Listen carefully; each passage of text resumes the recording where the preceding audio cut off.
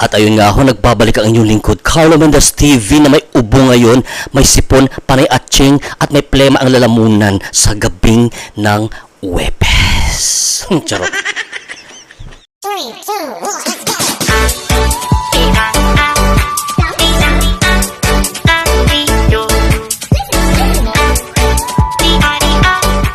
At ayun nga ho guys, tuloy-tuloy na tayo sa pag-uusap natin ngayong gabi ng Huwebes Kabayan, kahit na ako ay may sakit. Alam nyo yan. Alam mo kasi, ganun talaga ang virgin. Oo. Pag virgin ka pa, sakitin ka talaga. Pugad. So yun nga ho, ang pag-uusapan natin ngayon ay itong si Chame na... ay naku, hindi ko alam kung ito ay chismis. Yan naman ang sentro ng usapin sa bawat sulok ng singit na aling bising. Ayan. Singit talaga, di ba? Eto guys, pakinggan natin ng konti yung part na mga sinabi ni Darling sa kanyang LS last night para patas tayo dito guys, okay? Ingat lang sa mga sponsors na mini-message ni Shami. Wag na po kayong magpaloko. A piece of advice lang po, sabi ni Justice. Puro kabunso, sponsor yan host, yung mga mini-message. Yes! Sir Sidenshi. Doon siya, sasasabi siya na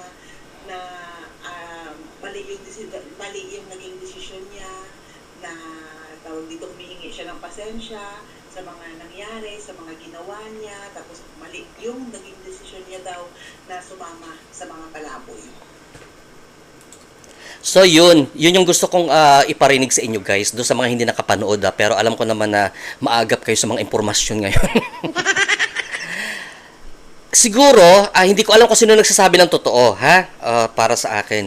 Ngayon, si Chame, nag-live kanina, no? Dinipensahan niya yung mga akusasyon sa kanya na hindi... inamin niya actually na nag-message siya, pero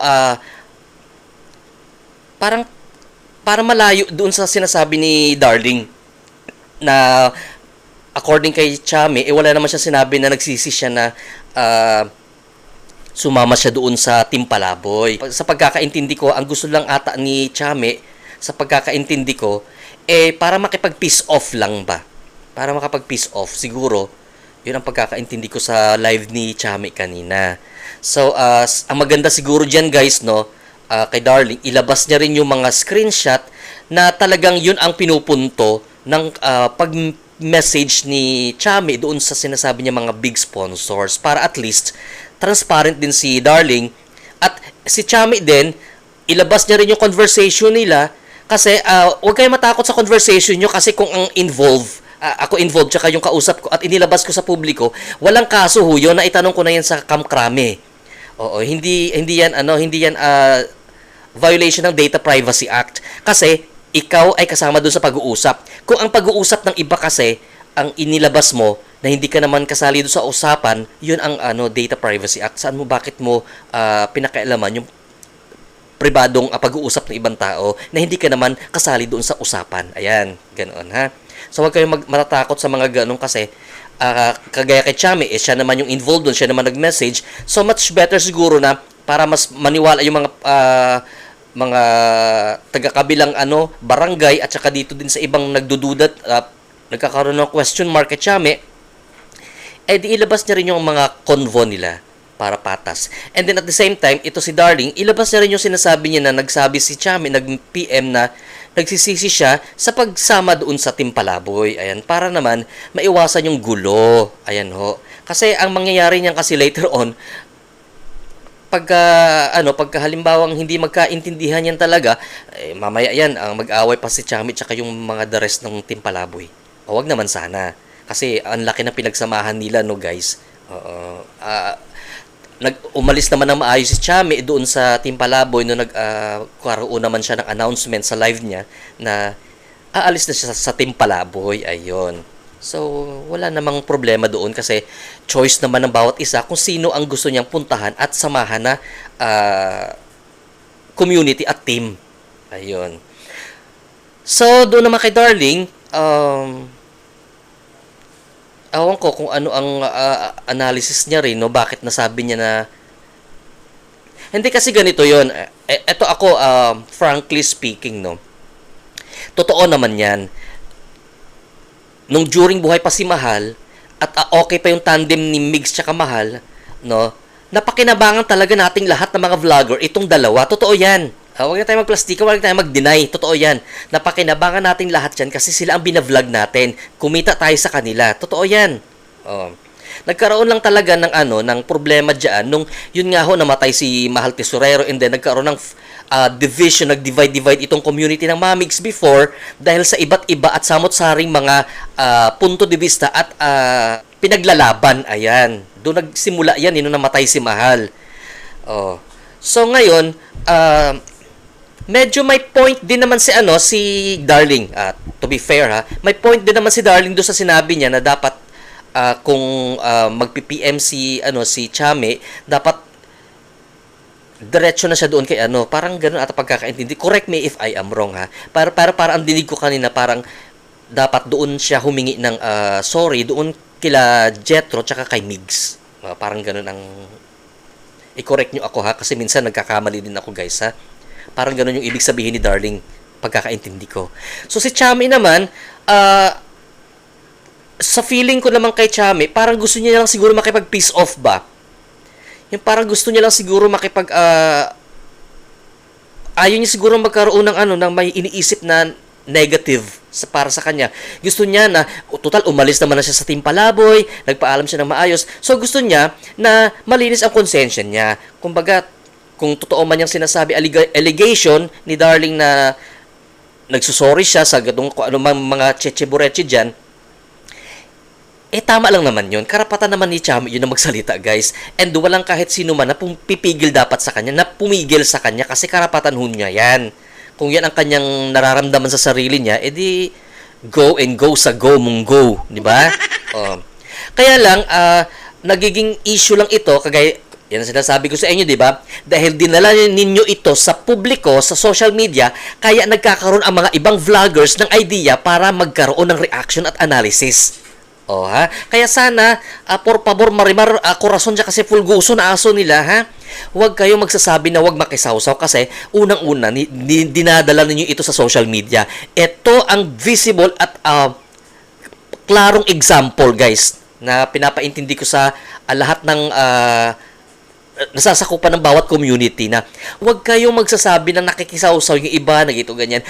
Inilabas yun sa publiko natural, magkakaroon ng reaction yung mga vloggers tayo So, syempre, pag may mga ganyang usapin, dahil tayo ang magkakasama sa isang shield nito, sa isang bubong netong community na nagkawatak-watak, natural, i-content talaga ng bawat isa yan. Kaya huwag kayong kayong dyan. Charot. Actually, may nag-PM nga sa akin kagabi, nababahala siya na baka mamaya, kung hindi magpaliwanag si Chame, magalit naman itong kampo ng Team Palaboy. Pero sa tingin ko, hindi naman sila ganun, sila AC. Kasi, natural lang naman sa isang grupo na magkaroon ng misunderstandings, mga differences. Basta, magpaliwanag lang yung tao. So, nasa kanila, nasa kay Chame yung kung ipapakita niyo yung convo nila or not. Oo, nasa kay Darling yan. Pero kasi, kung walang maipakita si Darling, parang medyo hindi ata matuwid na na pagkwento. Kasi sana ipakita din ni Darling na talagang may pinanghahawakan siya na gano'n mismong kung anong sinabi niya sa live streaming niya is gano'n mismo ang nakasulat doon sa conversation ni Chame tsaka kung sino man yung mga message ni Chame. Ayan. Kasi ito, ipapaalam ko lang sa inyo kasi kung mali-mali ho yung mga kwento na yan, may batas tayo dyan, kabayan. Alam nyo naman. That is slander. May oral defamation pa tayo, kabayan. Na nagkakalat ng maling chismis. Tapos, ito ay may penalty na 20,000 at kulong na 1 buwan. Pugad. Sa correctional. Magsasama-sama na kayo doon ni Janet Napolis na ikanok. Ano ba yan siya? Tapos kung seryoso naman at mapanirang klase ng slander, that will gonna be a grave slander, no? So may kulong siya na 4 na buwan at 1 araw hanggang 2 taon at 4 na buwan. Na may penalty na 20,000 hanggang 100,000 pesos. Yan Nasabi ko na sa inyo yan. May kopya ako. That is Republic Act 10951. Oo, ha? Check nyo para may magka-idea din kayo. Ayan. Kasi totoo yan. Kumali-mali yung mga pinagsasabi at hindi naman totoo. So, mapanirang puri kasi yan. Kundi naman talaga yung tinutumbok ng kwento. Pero kung talaga may pinangahawakan naman itong si Darling. Oo, napakasuwit naman ni Darling. Kung may pinangahawakan ito si Darling at kaya naman niyang ilabas, i-provide yung soft copy niyan. Oo. Di ipakita niya sa publiko para gaya ng sabi nga ni Darling, kung doon hihingi, kung hihingi si Chame ng apology sa live niya, baka maanuhan siya mas yung sympathy, ayun, yung simpatya sabi ni Darling makukuha ni Chame kung kakaroon siya ng ganong lakas ng loob na maghingi ng apology publicly. Ayun ang pagkakasabi ni Darling, no. So, nasasakay Chame naman kasi yun, hindi naman natin siya pwedeng diktahan, no, guys, kung anong gusto niyang gawin kasi bawat isa sa atin ay may karapatan. Ang ating constitutional right, yun ang ating gagawin syempre. So, ngayon, kung labag naman sa loob mo, hindi naman maganda yun na gagawin mo yung labag sa loob dahil lang sinabi ng ibang tao, di ba? Ayan. Kailangan pag gagawa ka ng something, talagang decisive ka at hindi labag sa loob mo, kundi maluwag sa loob mo. Ayan. So, ang pinag-uusapan na lang dito, ano talaga ang totoo? Di ba? Ano talagang katotohanan? So, si Chami, may binabasa siya. Sure din ako sigurado na si Gwen ay may binabasa din. Oo. So, siguro mas maganda ko ilabas nila pareho yung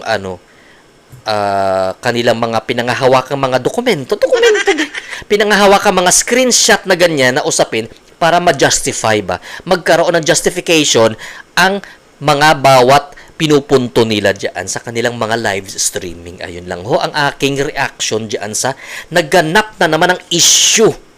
Kaya mahirap talaga mag-PM na ganyan, day, kasi yung iba dyan sa paligid, kuminsan ako, day, hindi mapagkakatiwalaan talaga.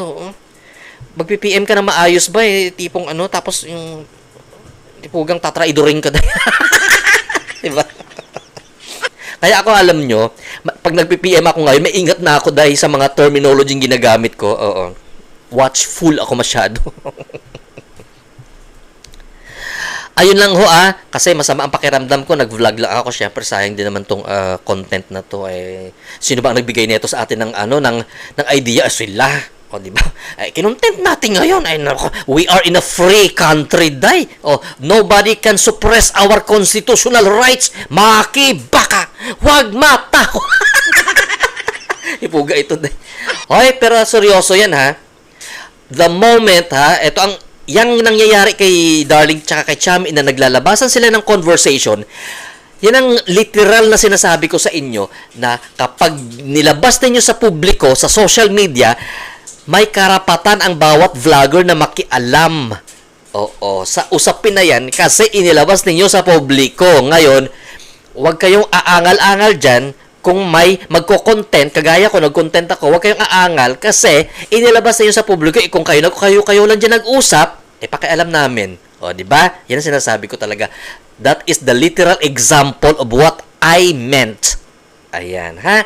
Sige, anyway, Carlo Mendez TV is signing off. Keep safe, everyone, and have a blessed evening to all of you guys. Babush! Maglaban na kayo mga salawal nyo.